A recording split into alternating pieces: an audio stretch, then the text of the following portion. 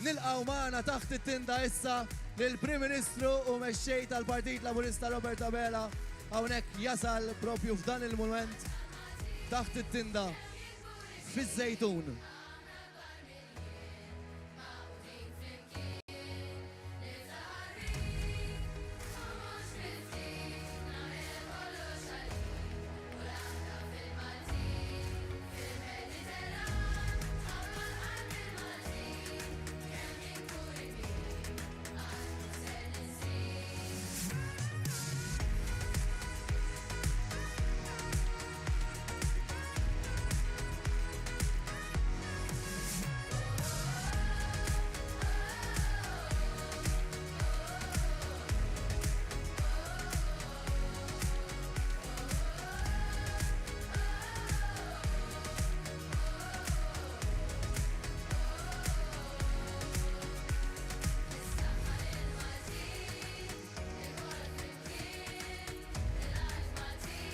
Grazzi tal-prezenza ta'kom f'kull attività li kenna.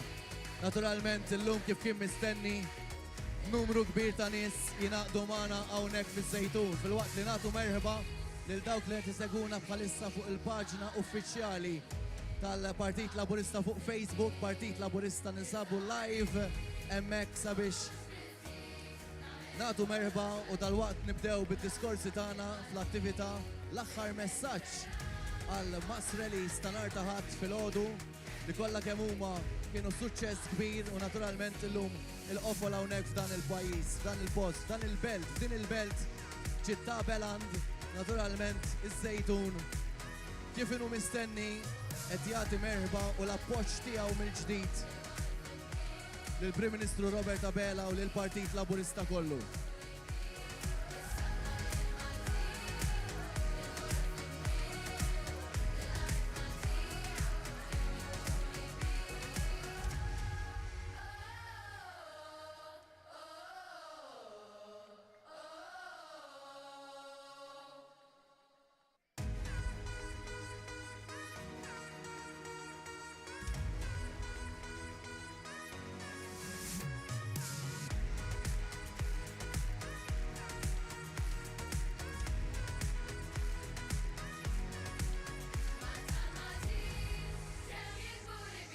Il-kampanja is-saħħa lil Maltin fissret li tmexxija tal-Partit Laburista jiltaqgħu ma' numru kbir ta' Maltin u Għawċin, ma' numru kbir ta' nies li attendew għall attivitajiet li l-Partit Laburista organizza.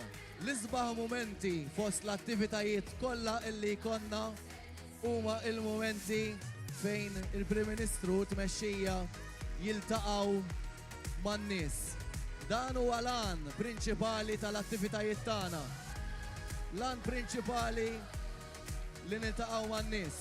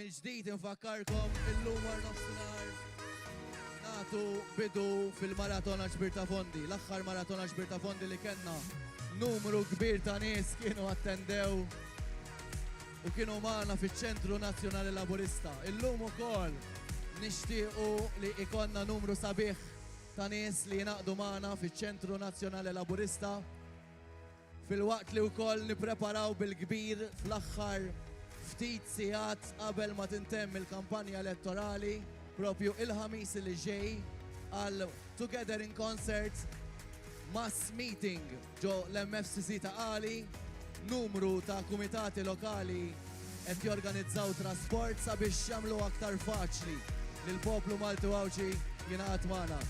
Kif qed taraw intom bħalissa fuq is-social media tagħna, il-Prim Ministru qed jintaqa' man-nies flimkien mal-mara tiegħu Dr. Lidja Bela. Merħba sabiħa, merħba mill-isbaħ fost il-poplu Zejtuni maċ-ċittadini Maltin Wawċi, mal-poplu Malti Wawċi hawnhekk. Partit Laburista, qalb in-nies, viċin in-nies. Fil-waqt li din il-ġimgħa nkomplu nżuru aktar lokalitajiet sabiex intemmu bil-kbir din il-kampanja is-saħħa lil Maltin li tintemm nhar il-ħamis li ġej f'nofs il-lejl.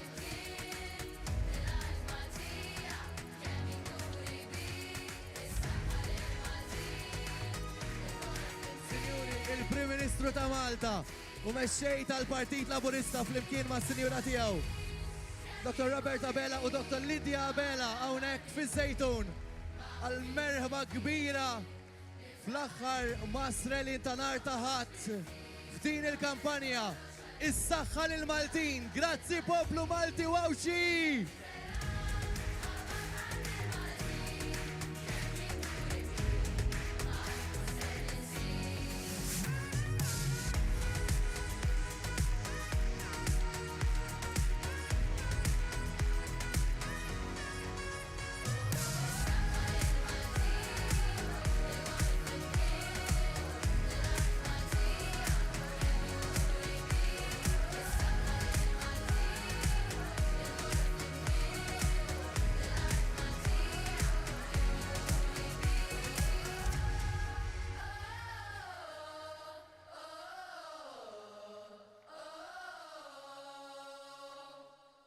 Sinjuri, merħba fuq l-istazzjonijiet wan, ċabxiba kbira lit-telespettaturi u semmija kollha li tiseguna hawnhekk miż-Żejtun. Tinda mimlija, pjazza mimlija għal din l-aħħar u l-akbar mass rally ta' nhar ta' Ħadd li propju qed jorganizza il-Partit Laburista f'din il-kampanja is-saħħa lil Maltin. Insabu f'din il-belt sabiħa wkoll iż-Żejtun bla dubju ta' xejn jibqa' t-timbru sabiħ ta' dan il-pajjiż ta' din il-belt fejn żammejna it-tradizzjonijiet ħajja fost l-oħrajn it-tradizzjonijiet folkloristiċi l-għana fost l-oħrajn attività importanti ħafna li ssir kull sena mill-Kunsill Lokali Żejt iż-Żejtun. U allura nagħtu ċabċipa il dawk li b'xi mod jew ieħor kienu parti mill-Kunsill Lokali taż-Żejtun fl-aħħar snin. Jiena nieħu l-opportunità qabel ma nintroduċi l-kandidati sabiex illum infakkarkom li l-Partit Laburista qed jorganizza maratona ġbir ta' fondi. Eżatt malli tintemm din l-attività, il-ħaddiema tal-istazzjonijiet One, il-ħaddiema tal-Partit Laburista, il-volontira li bla dubju ta' xejn kienu parti importanti minn din il-kampanja elettorali ser imorru iċ-Ċentru Nazzjonali Laburista sabiex jippreparaw biex f'nofsinhar eżatt nitilqu għal din ix-xandira diretta li ser twassalna sal-ħin tal-11.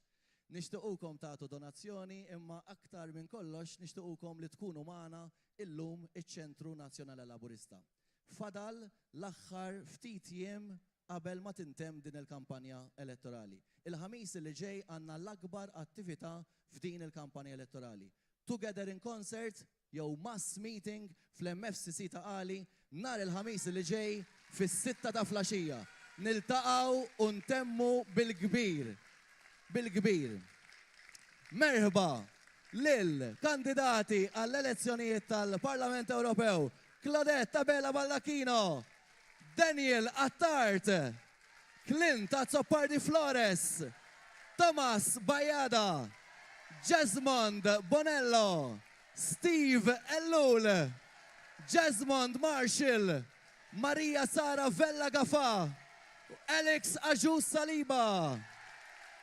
Kandidati għall-elezzjoni tal-Konsillu Lokali fi Zejtun, Aġus John, Anthony Aquilina, Christian Attart, Dorcas Camilleri, Raymond Caruana, Duble Luke li ma jinsabx magħna llum, Farrugia Tonio, Giardina Ivan li wkoll jinsab indispost u Vella Kit. Grazzi. Sinjuri, nagħtu bidu għall-ewwel messaġġ f'dan il-Masreli hawnhekk fiż-Żejtun nilqgħu magħna lill-Ministru Jonathan Attart.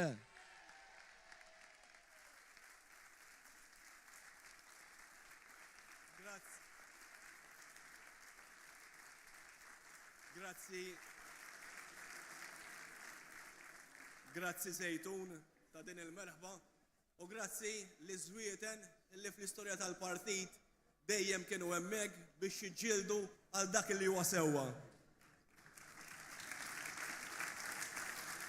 Dan il-post, is-suq taż-Żejtun huwa post li lili personalment iġib li memorji mill-isbaħ ta' żmien li ġejt hawnhekk ngħin il-missieri fuq il-post tax-xogħol.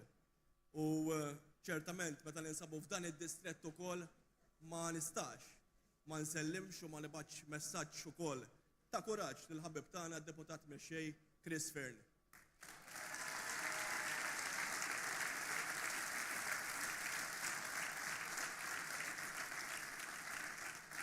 Jiena fuq dan id-distrett, fuq tielet distrett qatt ma kontestajt, imma door to door għamilt. Lura fl-2005, dak iż-żmien kont għadni ġurnalist, il-Partit Nazzjonalista kien iddeċieda li jirtira l-kandidati tiegħu minn dan il-lokal, miż-Żejtun u anke mill-Marsa. U dak iż-żmien kont ġejt hawnhekk bħala ġurnalist inħabbat il-bieb ta' dak il-kandidat nazzjonalista li l-partit tiegħu stess kien ċaħdu milli jikkontesta l-elezzjoni. Għaliex tajjeb ma ninsewx illi lilkom iż-żwieten il-Partit Nazzjonalista dakinhar kien ċaħħadkom mill-dritt demokratiku tagħkom illi tivvutaw. Għaliex kienu beżaw minn vot b'saħħtu Laburista fiż-Żejtun.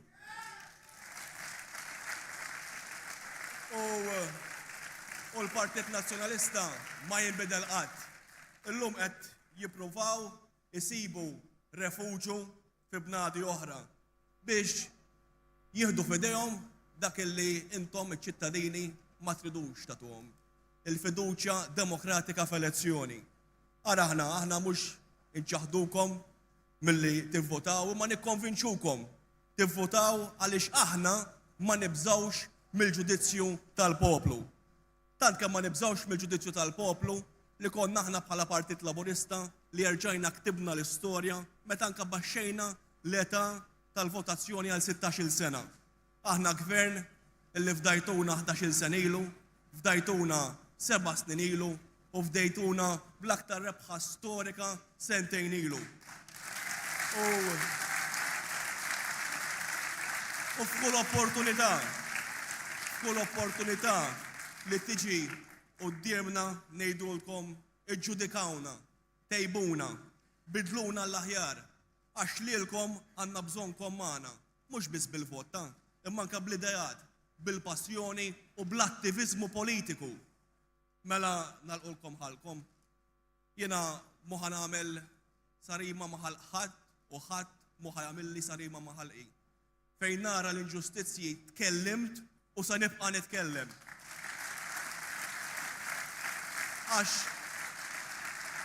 Għax intom lilna fdajtu bil-fiduċja u mhux lil xi għaqda li bl-aktar mod kattiv tattakka u tkisser in-nies u mbagħad x'ħin nitkellmu aħna bl-aktar responsabilità jiġu jgħidulna li qed nattakkaw l-istituzzjonijiet.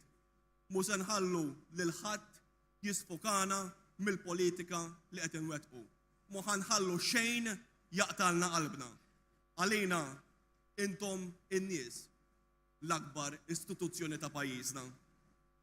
7 ġimgħat ilu skattajna minn hawnhekk bibtiegħi il-konferenza ġenerali, konferenza li fetħet il-bibien biex inkomplu nisimgħu minn għandkom. Issa 7 ijiem oħra nifutaw biex naraw u niddeċiedu min irid ixejjer il-bandiera Maltija fl-Ewropa.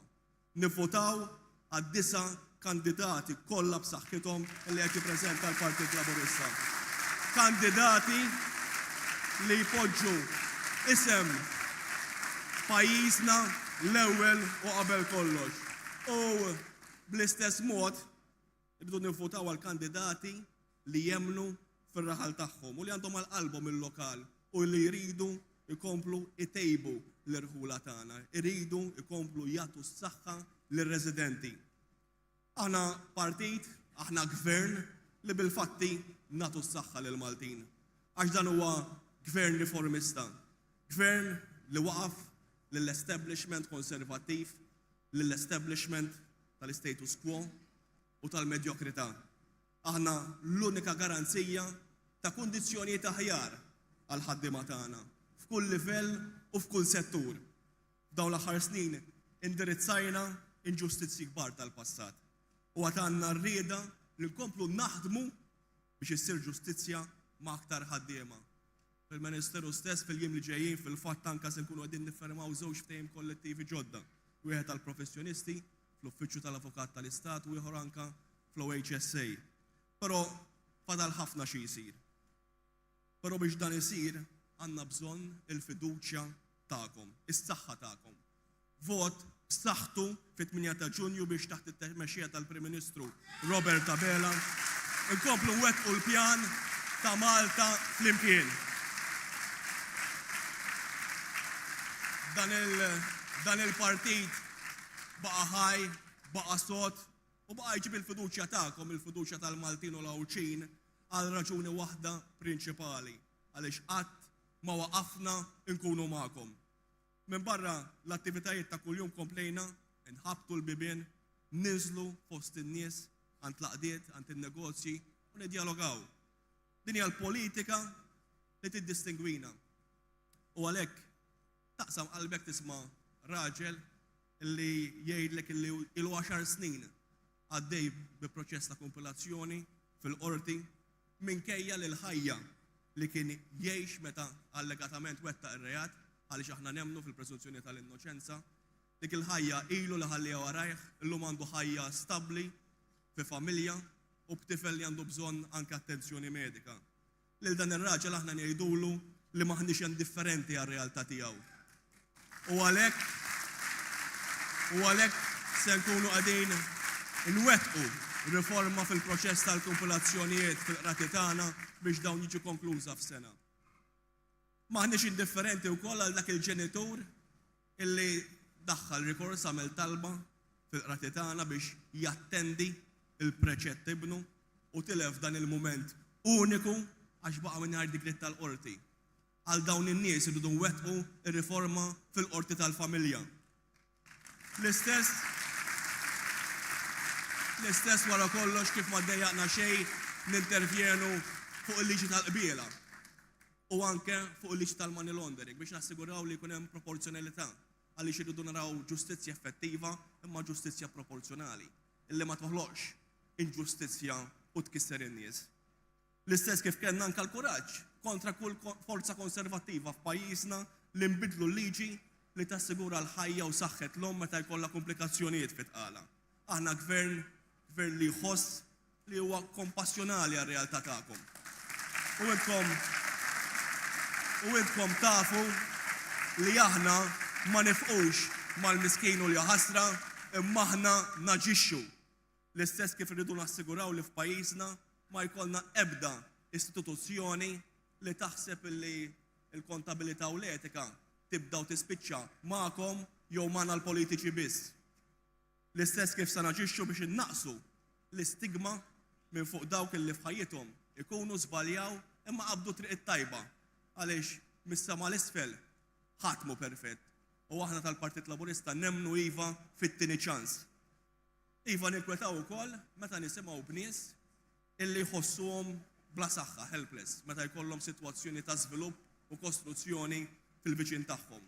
U aħna rridu nurhom li mhux biss ħankomplu nollu l-standards fis-settur imma li fuq kollox ħana nagħtuhom assistenza konkreta biex jiddefendu id-drittijiet tagħhom. Dik hija d-differenza bejna u bejn l-establishment. Dak li ħalla lil pajjiżna fl-abissi tal-medjokrità għax komdi huma kienu komdu kulħadd. Għalhekk, id-deċiżjoni tas-Sibt li ġej hija waħda kruċjali. Hija għażla bejn Gvern Laburista qalb kbira li jifhem, jader, iħobb u ma jiġġudikax u Partit Nazzjonalista li għalihom intkom biss mezz għal fini tal-poter. Bejn Gvern Laburista li jifhem it-tħassib tagħkom u jaħdem bla għedha kontra kull kurrent biex iserħilkom rasukom kif għamilna b'mod konsistenti fejn jidħlu l-kontijiet tal-enerġija, fuq il-kontijiet tal-fuel u anke fuq il-prezzijiet tal-iktar prodotti essenzjali. U Partit Nazzjonalista li meta kien fil-gvern jew kien jinjorakom jew kien jgħid li tħassib tagħkom huwa biss perċezzjoni. Bejn Gvern Laburista li jemmen li żgħażagħ ta' ġensna huma il-preżent ta' dan il-pajjiż. U Partit Nazzjonalista illi kien warrab il-ħsibijiet u l-aspirazzjonijiet ta' kull ġenerazzjoni u anke ruħu fil-passat. L-għażla bejn Gvern illi jiċċelebra ta' kuljum is-suċċess ta' kull wieħed u waħda minnkom u l-kisbiet ta' pajjiżu. U min-naħa l-oħra, Partit Nazzjonalista mmexxi minn klikka vendikattiva li ma titlifx okkażjoni milli tagħmel ħsara lil pajjiżha. U jiena lilkom hawn preżenti u lilek Prim Ministru inwiegħdkom illi ħanibqa' nagħti saħħti kollha biex nifqu lill-establishment. Dak l-establishment illi mu ħajaċċetta qatt li tifel tal-ħaddiem ħares dritt f'għajnejh u jaqaflu. U jaqaflu mhux bl-arroganza imma bil-konvinzjoni.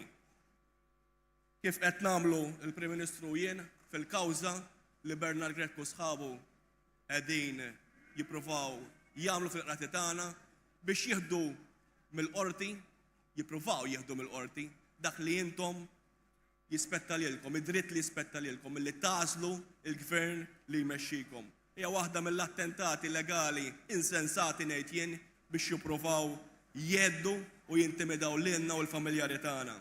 Imma ħaġa ngħidilkom, ebda kawża, ebda teddida legali mija aktar b'saħħitha mill-vot tagħkom.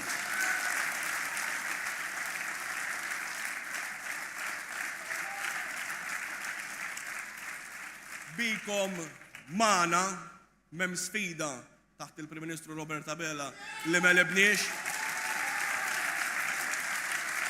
u m'hemm sfida li maħniex kapaċi nelbu.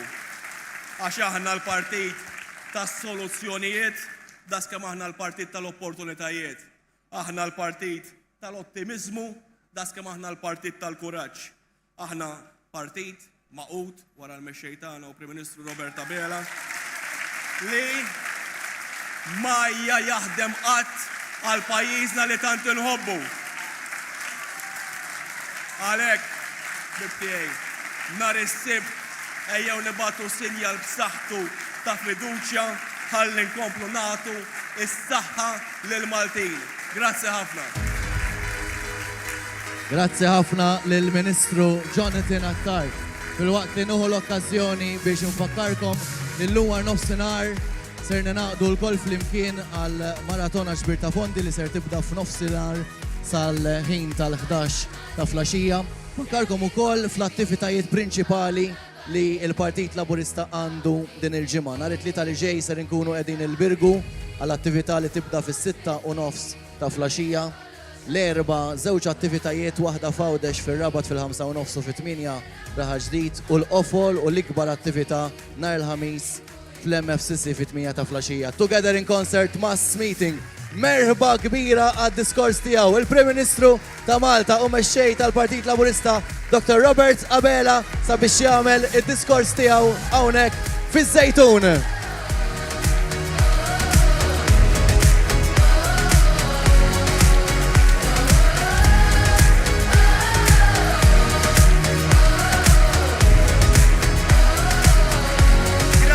Żejtun ta' dil-merħba mill-aktar b'saħħitha. Grazzi minn qalbi. L-aħħar ħadd qabel il-jum tal-votazzjoni. Grazzi li qed tkunu magħna jum wara jum, ħadd wara ħadd. Grazzi ta' kemm tħobbu lil pajjiżna. Intom tispirawna biex inkomplu naħdmu aktar, aktar u aktar.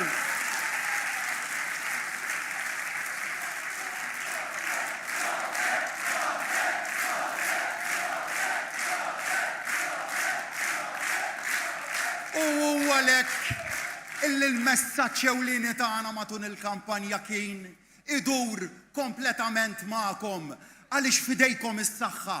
Fidejkom il-futur ta' pajjiżna, fidejkom il-futur illi tridu għalikom. U la qed nitkellem u nsemmi l-imħabba lej pajjiżna, ippermettu li nsemmi wieħed minna. Ħabib Aziz tiegħi, ħabib ta'kom il-kol. Fejn hu Tonilu l-isfar? Emmu.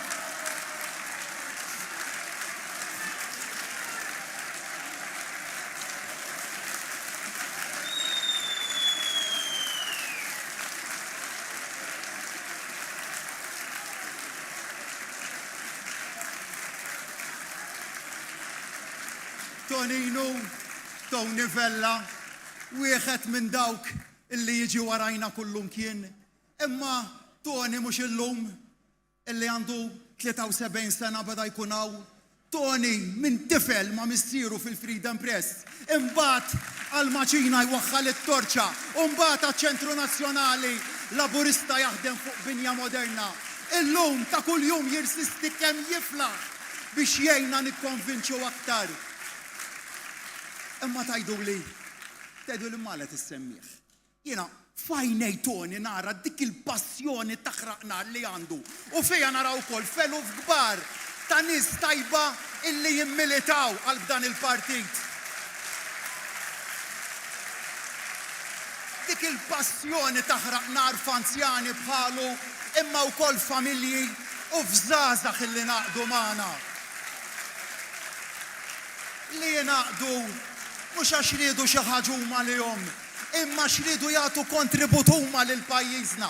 Ħaddiema, nies li mxew il-qudiem, imma li ħasbu f'ħadd ieħor daqskemm ħasbu fihom infushom. Illum jien lilkom irrid ngħidilkom grazzi minn qalbi. Grazzi ta' kemm dejjem ħdimtu għal dan il-partit. Grazzi ta' kemm dejjem kontu hemm għal pajjiżna. Immissa nitlobkom biex tibqgħu taħdmu biex it-twemmin tagħna favur Malta jerġa' jirbaħ bis-saħħa.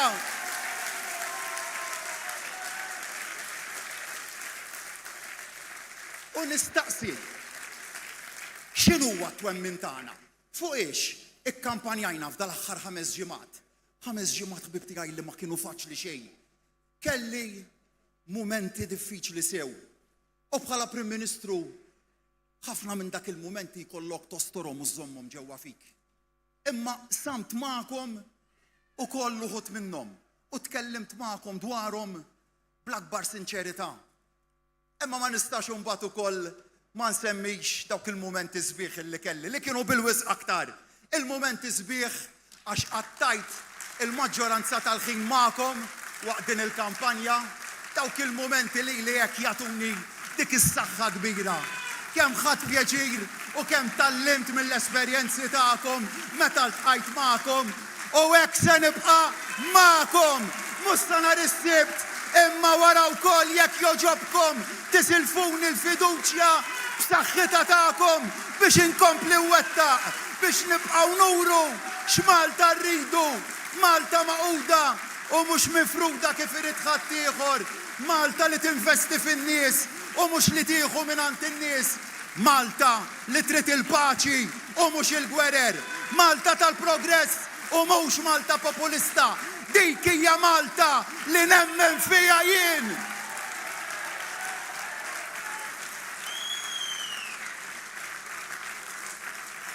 Kemm imbagħad inħossni kburi bir-riżultati li jirnexxilna niksbu bis-saħħa tagħkom.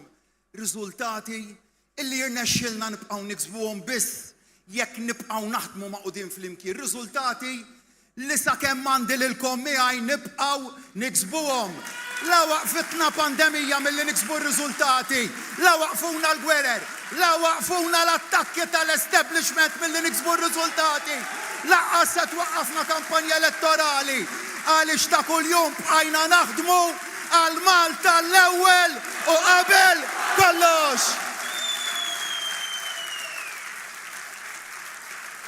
Kull nhar ta' ħadd niltaqgħu flimkien nagħtikom rendikont ta' x'wettaqna u għamilna l-istess f'kampanja elettorali.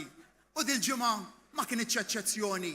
Investiment ta' 60 miljun euro fil-manifattura tal-apparat mediku, f'tehem ieħor li bieħ kumpanija ġgant fis-settur tal-avjazzjoni investit bis-saħħa ġewwa pajjiżna.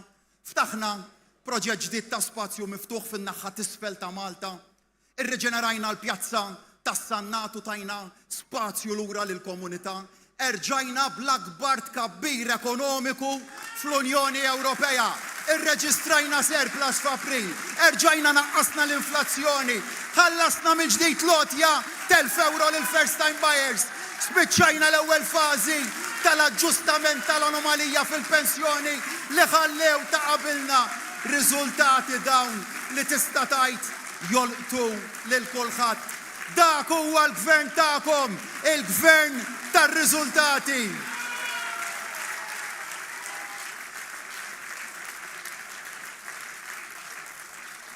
Imma nsaqsi lilkom, ħadd ieħor, x'għamel dil-ġimgħa? Baħ assolut. Għax il-messaġġ kollu tagħhom kien idur mal-jum ta' 28 ta' Mejju, għax m'għandhomx pjan għal pajjiżna. X'differenza ara għalina l-aktar jum importanti huwa dak tas-sibt li ġej, it-8 ta' Ġunju. U 8 ta' Ġunju imma, it-8 ta' Ġunju imma.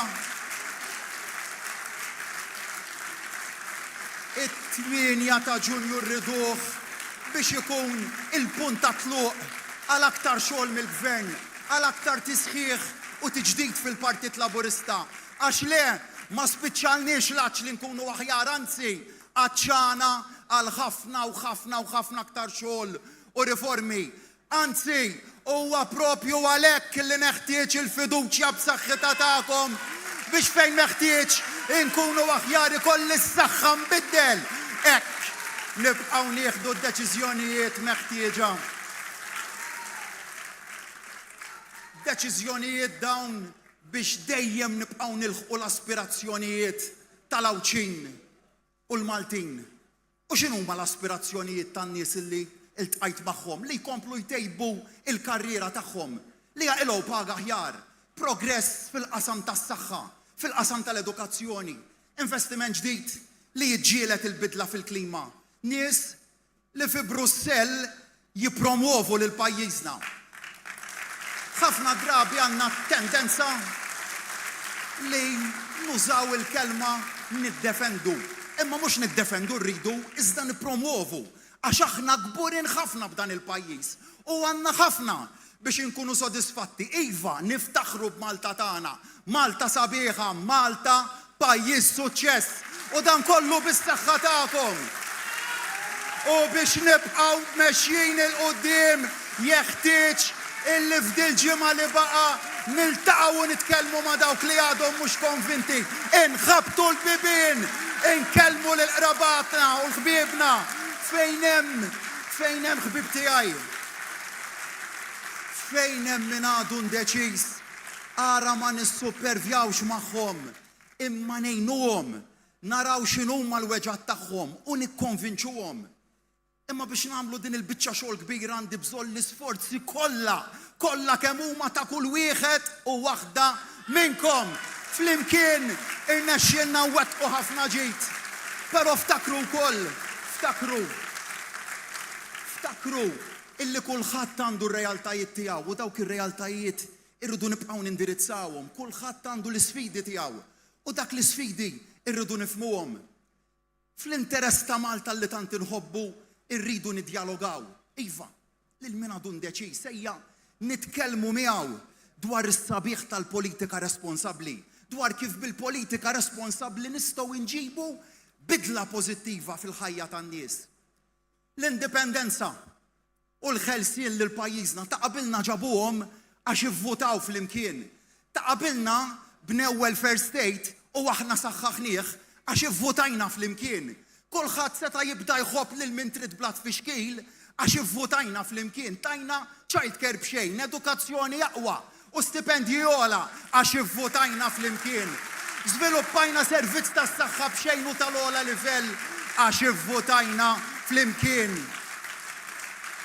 Kisbiet dawn fost ħafna oħrajn illi realtà turik li pajjiżi oħra jgħidu għalihom. Dal-pajjiż aħna bnejnieh flimkien. Li tivvota jfisser li qed terfa' ir-responsabbiltà li tagħmel għażla. Għażla għalik, għal familtek u għal pajjiżna. Li tibqa' d-dar m'għandix tkun għażla.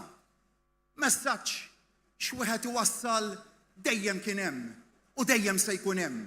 U aħna dak il-messaġġ lesti biex nisimgħuh u biex nindirizzawh. Li fdajtuni fl-aktar żminijiet ibsa u mqalba f'4 snin u nofs stajt dak kollu li b'saħħti u ħilti kollha fl-aħt nagħti u rajt li nkun dejjem hemm għalikom. Li qed nitlobkom issa huwa li tatuni ftit mill-ħin tagħkom nhar is-sibt li ġej biex bil-vot tagħkom tatuni l-kuraġġ li jiġi mis-saħħa tagħkom warajja. Ħalli mbagħad fejn hemm bżonn ninsaħħu wara li nitkellmu flimkien insaħħu f'Malta bil-proposta fl-Ewropa b'10 prinċipji. 1000 proposta u 10 prinċipji iżda li taqadhom ħaġa waħda l-imħabba għal pajjiżna.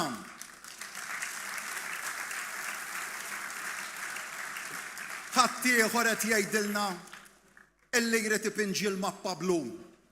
Imma Malta li rrid jien mhijiex Malta maqsuma bil-kulur. Malta li rrid jien hija Malta waħda tal-Maltin u tal-Awċin, bajda u ħamra. Malta tagħkom tħallu lil ħadd jieħu deċiżjonijiet għalikom. Uħorġu u vvutaw intom għal dak li tridu intom. Ivvutaw għal familji tagħkom, ivvutaw għal uliedkom.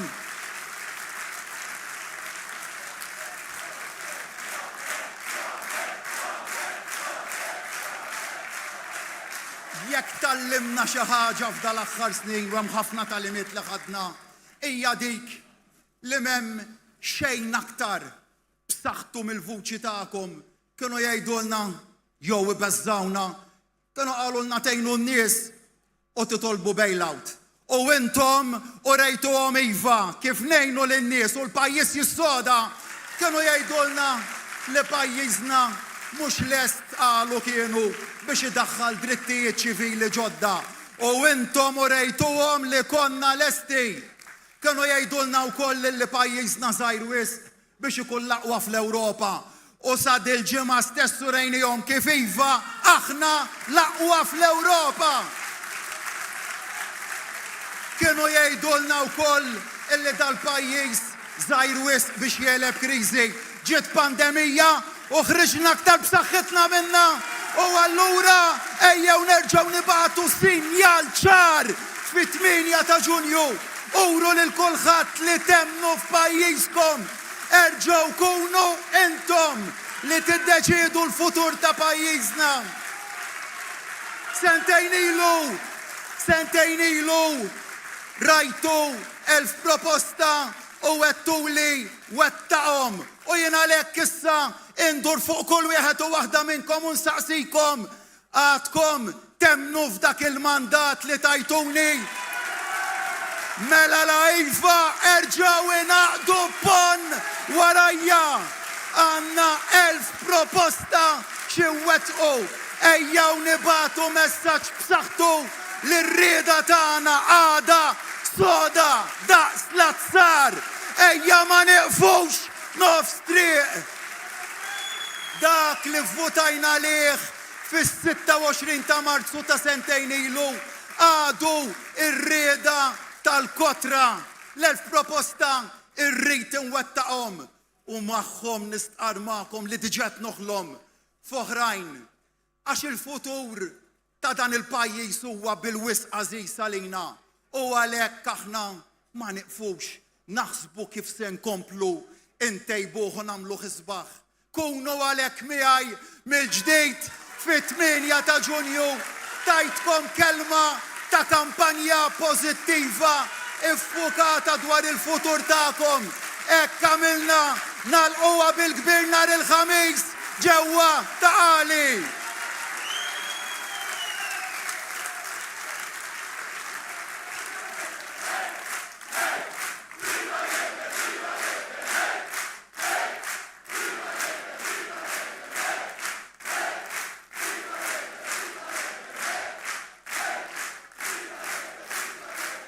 Ninġabru fl-imkien f'taqali f'atmosfera pożittiva. Imma qabel dakinhar ejjew nibqgħu interqu, inċemplu, nitħattu, niddiskutu, nikkonvinċu li dan huwa l-moviment li verament iħobb il-pajjiżna, li dan huwa l-moviment li jista' jibqa' jkompli jikseb għal pajjiżna. Jien hawn qudiemkom lesta d-deċiżjoni tagħkom. Fidejkom jekk tridux terġgħu tatuni s-saħħa ħalli nkompli nwettaq għax is-saħħa fidejkom il-koll. Is-saħħa li żwieten, is-saħħa lill-Lawċin, is-saħħa lill-Maltin. Grazzi kbira lill-Prim Ministru u mexxej tal-Partit Laburista Dr. Robert Abela fl-imkien ma' sinjera tiegħu Dr. Lidja Abela. Hawnhekk fiż-Żejtun, grazzi poplu Malti u Awċi kollu.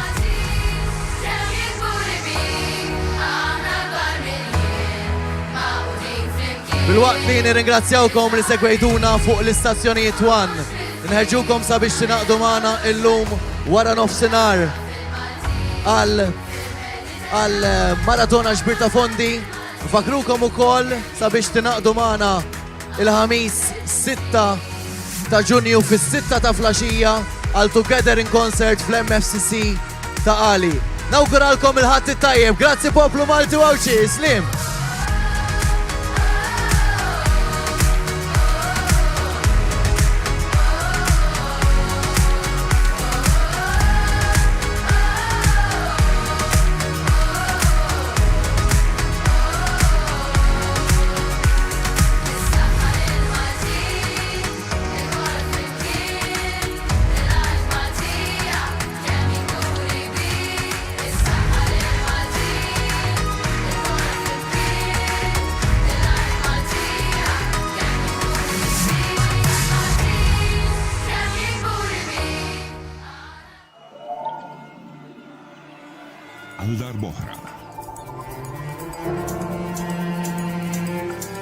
Together in Concert. Il-ħamis 6 ta' Ġunju fis-6 ta' flaxija. Fl-MFCC ta' Għali.